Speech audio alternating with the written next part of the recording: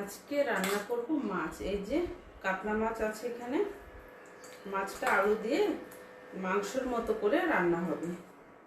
এখনো মাছটা ধুই নেই, মাছটা এখন ধুবো। ধুয়ে তারপরে আলু কেটে নেব। আলু টমেটো দিয়ে পেঁয়াজ রসুন দিয়ে পুরো মাংস যেমন করে তেমনি করেই রান্না করব। আমরা মাছে বেশি একটা পেঁয়াজ রসুন দেই না, নর্মালি রান্না করি হালকা মশলা দিয়ে। আজকে মাংসের মতো করে রান্না করব। ভিডিওটা সম্পূর্ণ দেখো, আশা করি তোমাদের ভালো লাগবে। ভালো লাগলে একটা লাইক কমেন্ট শেয়ার করে দিও। ঠিক আছে, মাছটা আমি ধুয়ে নিয়ে আসি, তারপরে তোমাদের সাথে দেখা হবে। মাছটা আমি ধুয়ে নিয়ে এসেছি। এখন আমি পেঁয়াজ আলু সব কেটে নেবো, যা যা মশলা দরকার সব কেটে নেবো। এখন পেঁয়াজটা আমি আগে কেটে নেই।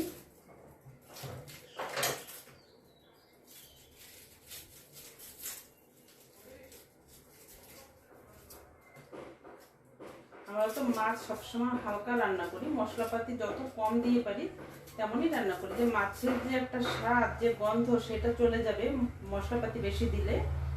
যার জন্য আমরা মশলা একদম না দিয়ে পারলে দেই না মাছে। আজকে রান্না করবো একটু মশলা দিয়ে, পেঁয়াজ রসুন, আদা রসুন বাটা, পেঁয়াজ টমেটো আলু সব দিয়ে মাংসের মতো করে আজকে মাছটা রান্না হবে। এক এক দিন এক এক রকম করে খেতে হয়, একভাবে একরকম খেতে থাকলেও ভালো লাগে না। যে পেঁয়াজটা কাটা হয়ে গেল কথা বলতে বলতে। এখন কেটে নেবো টমেটো।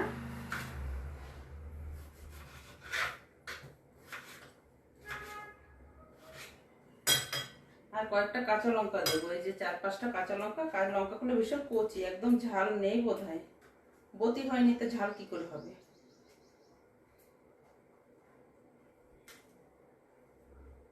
লঙ্কাগুলো মধ্যেখান দিয়ে চিড়ে চিড়ে দেবো। এখন রইলো আলুটা কাটতে। আলুটা কাটলে কাটাকাটি হয়ে যায়, তারপর রান্নাটা আরম্ভ করব।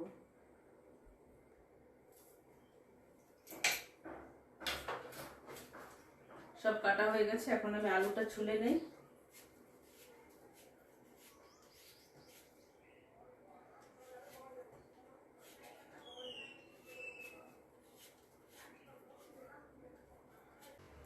আলুটা ছুলে নিয়েছি, এখন আমি আলুটা কেটে নেব। আজকে আর আলু লম্বা লম্বা করে কাটবো না, আজকে আলুটা কেটে নেব মাংসের মতো করে 4 কোনা করে কেটে নিয়েছি। দেখো, একটা বড় সাইজের আলু দিলাম, এইটাই হয়ে যাবে। আলুটা এখন ভালো করে ধুয়ে নিয়ে এসি।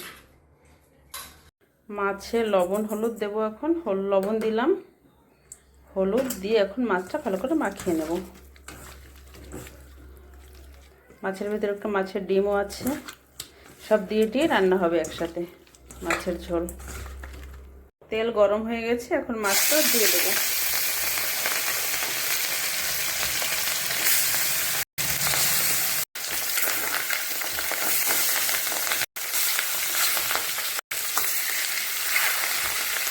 ডিম থাকলে না মাছটা ভাজা যায় না, ভীষণ ফোটে। সব দিয়ে দিলাম ডিম মাছ সব। মাছ এক সাইড ভাজা হয়ে গেছে, এখন উল্টে দিচ্ছি এক একটা করে। ভীষণ ফুটছে, মাছের ডিমগুলো না তেলের উপর পড়ছে আর সেটা গায়ে পুরো ছিটে ছিটে আসছে।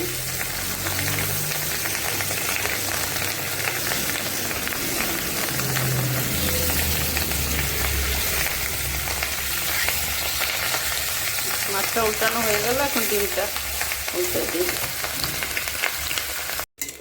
মাছটা দেখো খুব সুন্দর করে ভেজে নিয়েছি। মাছের ডিমটাও ভাজা হয়ে গেছে। এই দেখো মাছের ডিমটা।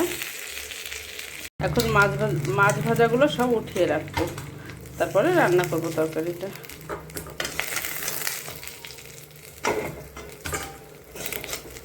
দেখো মাছের ডিমটাও সুন্দর করে ভেজে নিয়েছি। কড়াইতে সরষের তেল দিয়ে দিলাম, তেলটা গরম হয়ে গেছে। এখন এই যে আলুগুলো ভেজে নেব।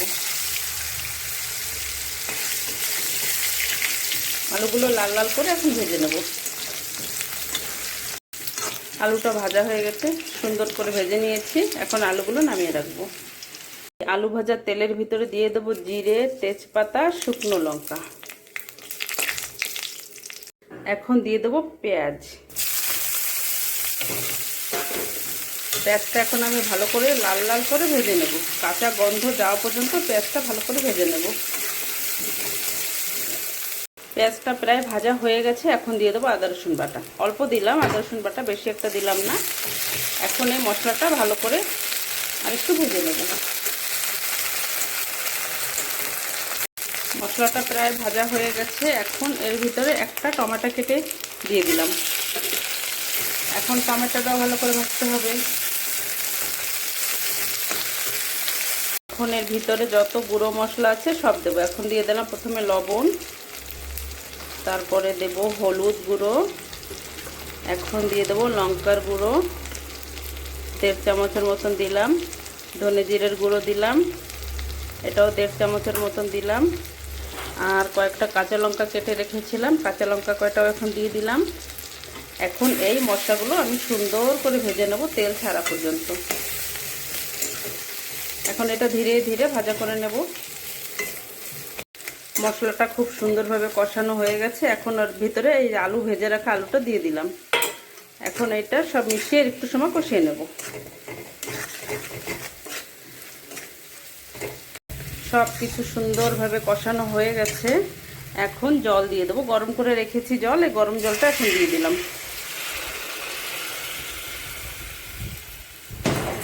এখন ভালো করে ফুটতে দেব, আলুটা সিদ্ধ হবে, ভালো করে ফুটবে। ঝোলটা ভালো করে ফুটে গেছে, আলু টালুও সিদ্ধ হয়ে গেছে।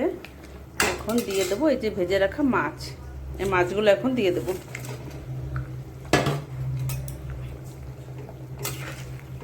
মাছটা দিয়ে এখন আমি কিছু সময় ঢেকে রাখবো। এখন কিছু সময় ঢেকে রাখবো, সব ভালো করে সিদ্ধ হয়ে যাবে, তারপরে আমি নামিয়ে রাখবো। ঠিক আছে, তাহলে ঢাকা থাক। মাছের তরকারিটা একটু নাড়াচাড়া দিয়ে দেখি। দেখো খুব সুন্দর হয়েছে, দেখতে দারুণ লাগছে। আর একটু সময় জাল হলেই মাছের তরকারি আমার হয়ে যাবে। তোমরা এইভাবে রান্না করে খেয়ে দেখো, ভীষণ ভালো লাগবে। আর একটু গরম মশলাটা দিতে বাকি আছে, ওইটা দেবো নামানোর আগে আগে।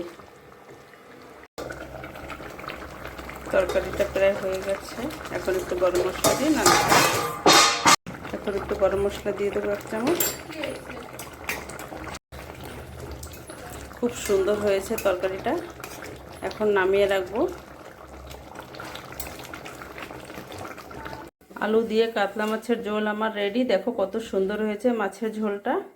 তোমরা এইভাবে রান্না করে খেয়ে দেখো, ভালো লাগবে। আর ভিডিওটা ভালো লাগলে একটা লাইক কমেন্ট শেয়ার করে দিও। আজকের মতন এখানে রাখি, সবাই ভালো থেকো।